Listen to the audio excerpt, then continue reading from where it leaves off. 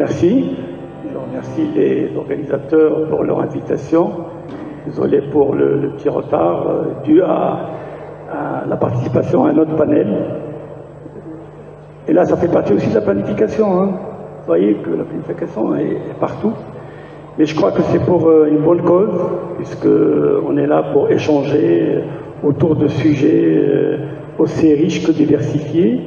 Et puis, bien sûr, devant un parterre de spécialistes et de professionnels. Alors, du côté conseil ingénierie, moi, je représente la Fédération marocaine du conseil d'ingénierie qui regroupe l'ensemble des bureaux de conseil, d'ingénierie, d'audit, spécificateurs, d'évaluateurs. En fait, on balaye toute la chaîne de valeur d'un projet, quel qu'il soit de transport ou autre, en passant justement par la planification et la programmation. Et Dieu sait que la programmation est un sujet à lui seul, mérite donc carrément un panel. Je rappelle qu'au Maroc, il y a maintenant la naissance de nouveaux métiers, à savoir les programmistes. Et vous savez qu'un programmiste a du pain sur la planche pour pouvoir justement réussir on time les différentes parties du projet.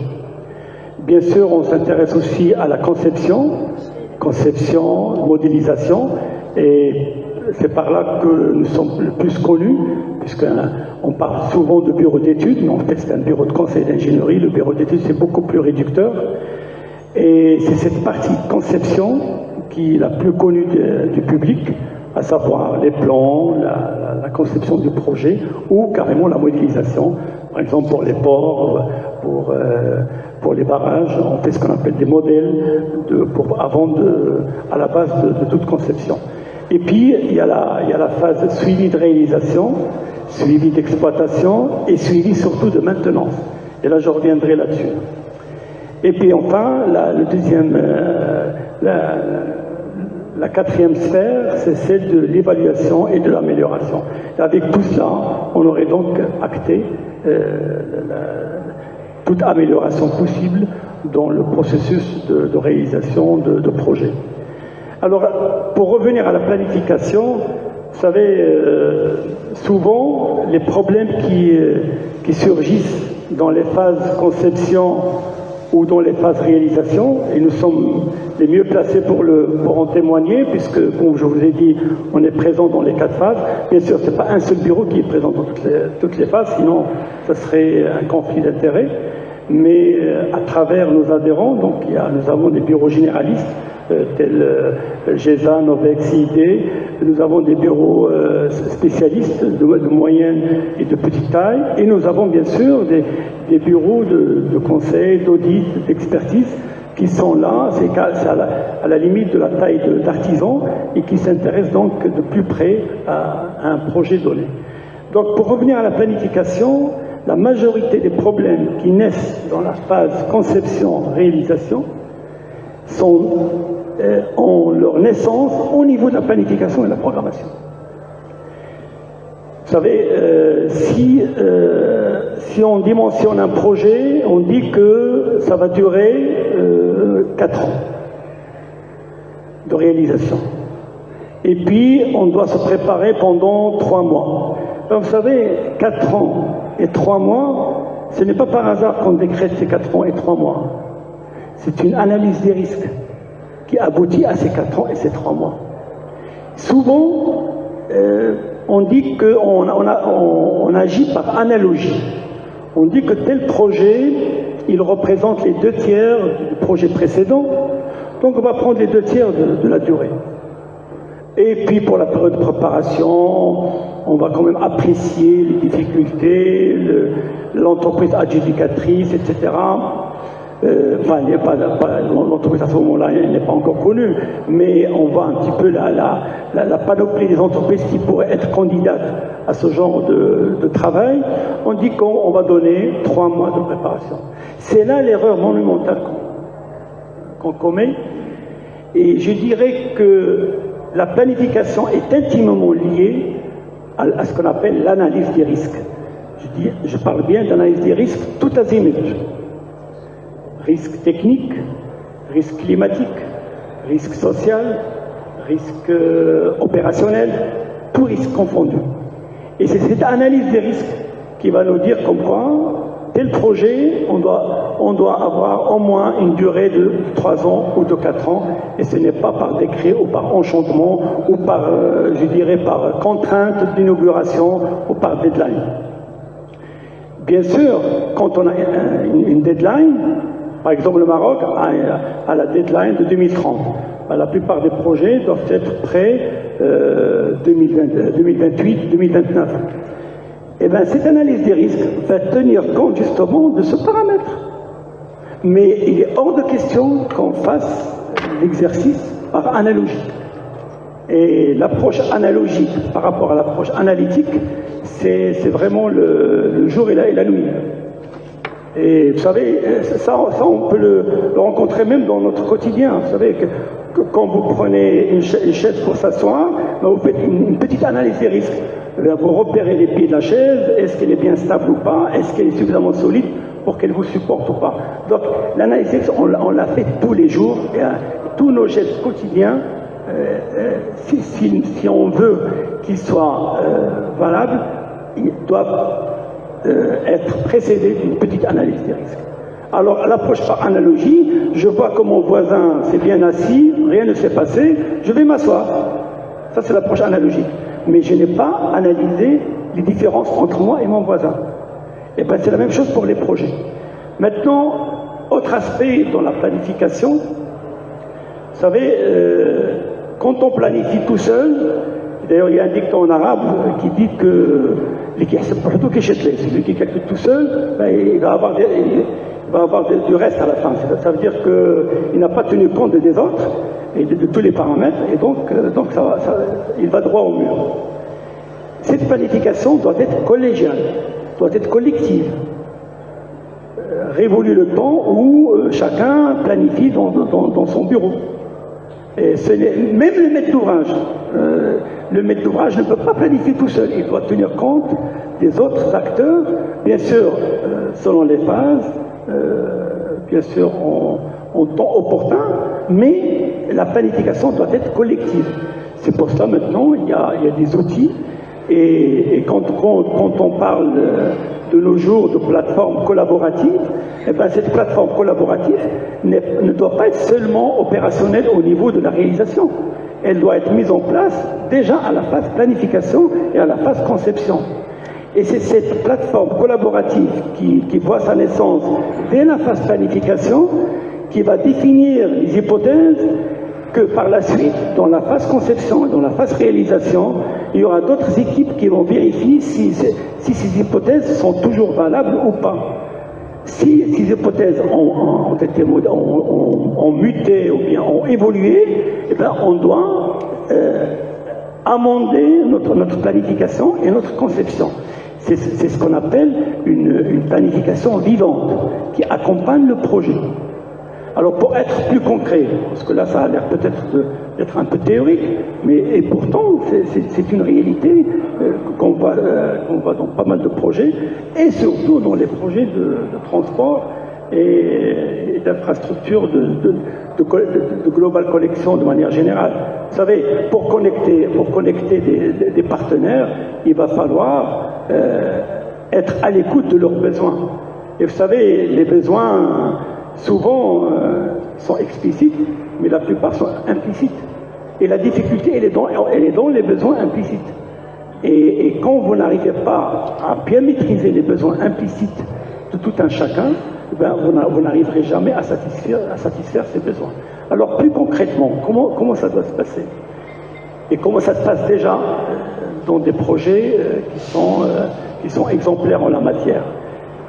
Cette plateforme collaborative doit être mise en place dès le début chez le promoteur du projet. Je parle bien du promoteur du projet, même pas le maître d'ouvrage. Donc chez le promoteur du projet, il y a cette plateforme collaborative à laquelle vont intervenir l'ensemble des parties prenantes, donc les stakeholders à chaque phase.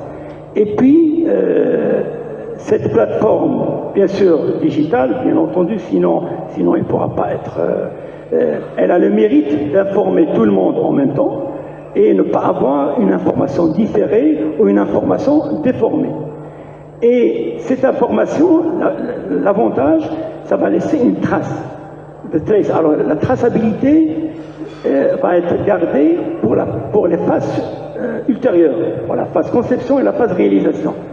Et comme ça, en phase conception, celui qui va faire la conception, il saura qu'il y a eu telle hypothèse pour définir tel délai ou telle contrainte.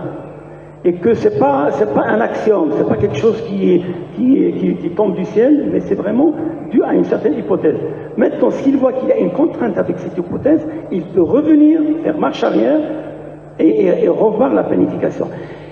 Tout ça pour vous dire que le va-et-vient entre les phases planification, conception, réalisation, c'est un va-et-vient perpétuel. Je sais que c'est boring, c'est ennuyeux pour certains, c'est trop long, mais c'est la réalité. C'est le seul moyen pour ne pas avoir des loupés. Et c'est ce va-et-vient entre la planification, la conception. On ne planifie pas et puis ça se termine et on arrête et puis on passe à autre chose. Ce n'est pas séquentiel, mesdames et messieurs. Ce n'est pas du tout séquentiel. C'est vraiment un va-et-vient perpétuel et c'est des itérations jusqu'à ce qu'on converge. Bien sûr, on peut converger à côté, pas tout à fait vers le but, et on continue les itérations jusqu'à ce qu'on affine suffisamment pour bien converger. Pour diminuer les écarts, exactement. Vous savez, il y a un métier qui s'appelle la topographie. Ils ont ce qu'on appelle l'intervalle de fermeture. Et là, on fait des itérations jusqu'à ce qu'on converge. Maintenant, une fois cette plateforme mise en place, et surtout pérennisée, surtout pérennisée. Et détrompez-vous, hein, vous savez, moi je me méfie toujours je conclus, je me méfie toujours de la phrase qui dit on a toujours fait ça et ça nous a réussi. Je me méfie de cette phrase, hein, parce que ça nous a réussi, il y a toujours une première. Hein. Ou bien on n'a jamais fait ça, rien, ça ne s'est jamais arrivé. Non. C'est une phrase meurtrière et qui est anti-planification. Donc pour résumer, la planification, c'est un état d'esprit. C'est à l'image de votre vie quotidienne.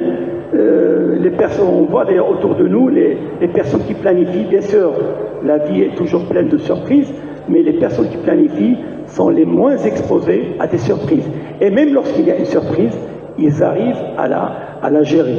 Et je termine avec ça. Vous savez, avoir un retard dans un projet n'est pas un drame.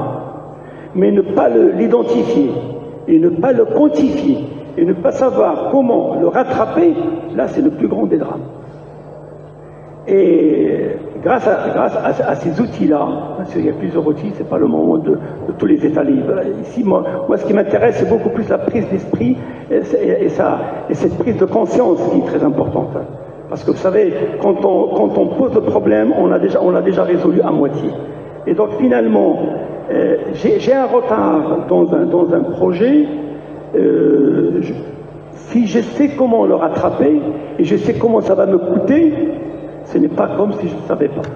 Et je crois que le Maroc, au jour d'aujourd'hui, on en parlait d'ailleurs l'autre jour, il y a quelques semaines, il y a 3 ou 4 mois, la Fédération royale marocaine de football, à l'occasion de la présentation des projets liés à la Coupe d'Afrique, à la Coupe du Monde 2030.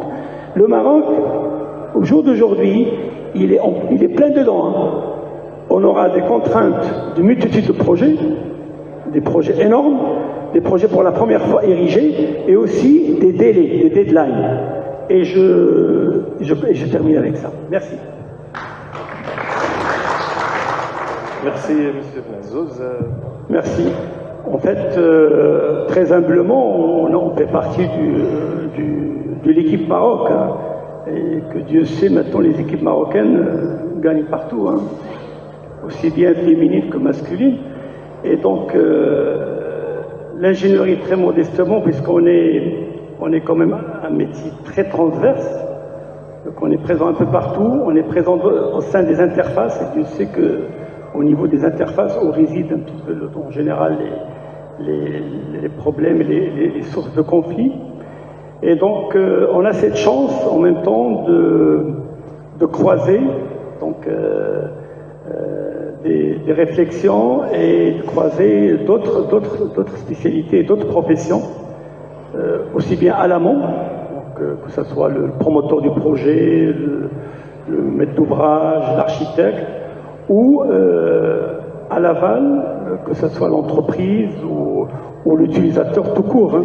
Parce que vous savez, n'oubliez pas que dans notre vision, et je le dis d'ailleurs souvent au niveau de la fédération, dans notre vision, c'est beaucoup plus le projet perpétuel et non pas le projet qui a commencé je dirais en octobre 2025 et va se terminer en décembre 2028. C'est cette perpétualité qui est importante. En fait, ça nous amène au coût global d'un projet. Et c'est ce qu'ils appellent les financiers, les OPEX et tout ça. C'est très important. Vous savez, vous pouvez acheter un produit qui peut être très beau marché, mais dont l'entretien et dont la maintenance va vous coûter énormément cher. Ou bien parce que vous l'avez même mal entretenu, et donc ça va pas être une réussite globalement. Donc si vous prenez le prix global, prix de construction au début, par exemple le port méditerranéen, ou un stade, ou une ligne de voie ferrée, vous prenez le coût de construction, plus de mise en œuvre, plus l'entretien. Si vous avez mal planifié l'entretien, vous avez mal planifié l'exploitation, ben vous aurez le coût d'exploitation qui va grimper. Et donc le coût global va être exorbitant. C'est ce qui explique d'ailleurs le fiasco de certains projets à travers le monde. Vous savez, un projet qui commence bien, qui est bien inauguré, il n'y a pas de souci.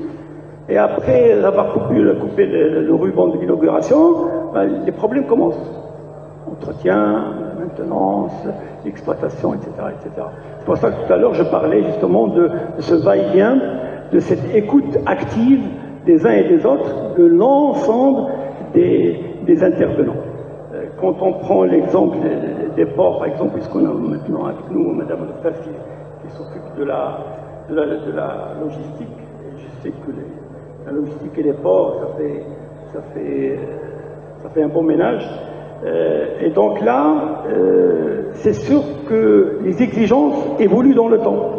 Aujourd'hui, le port Med, c'est vrai, c'est un fleuron, c'est une très grande réussite. Et bientôt, Inch'Allah, il y aura le port West Med de Nador, qui va donc constituer un duo très intéressant au niveau du Nord, qui va faire encore le bonheur de Madame Lefebvre, puisqu'elle aura deux ports, et donc elle aura l'embarras du choix, et surtout la complémentarité plutôt. Et puis, bien sûr, sans oublier le port de Dakhla Atlantique, qui lui aussi donc, va compléter ce chapelet. Alors tout cela, c'est très bien. Maintenant, bien sûr, on a mis en place ces projets-là. Leur réussite est due à une analyse, comme je disais tout à l'heure, une vraie analyse des risques, analyse des besoins, de vraies études de faisabilité. Maintenant, ces études et les hypothèses de ces études et les hypothèses de ces analyses doivent être continues, doivent être analysées sans arrêt. Et c'est ça le caractère perpétuel de notre approche. Bien sûr, l'ingénierie est là à travers, bien sûr, la data. Et Dieu sait que de nos jours, la data, c'est de l'or, à travers la trace, et surtout à travers la formation et la capacité de building des ingénieurs. Aujourd'hui, nous avons par exemple des ingénieurs qui ont pu nous faire tel ou tel projet. Il faut assurer une certaine continuité.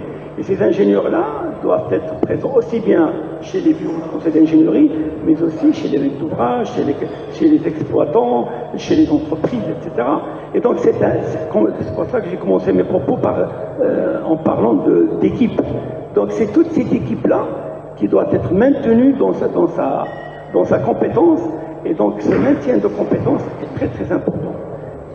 Et je crois qu'avec ça, si on arrive à former aux futurs besoins, aux futurs défis, parce que les défis d'aujourd'hui ne seront pas les défis de demain.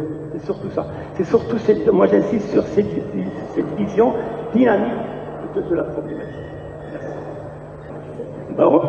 On est amplement plus honoré. Moi, je crois qu'au niveau de ce volet-là, vous savez,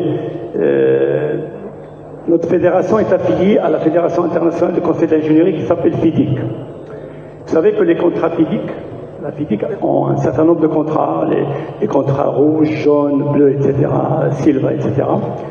Et dans ces contrats, systématiquement, il y a ce qu'on appelle la résolution des conflits.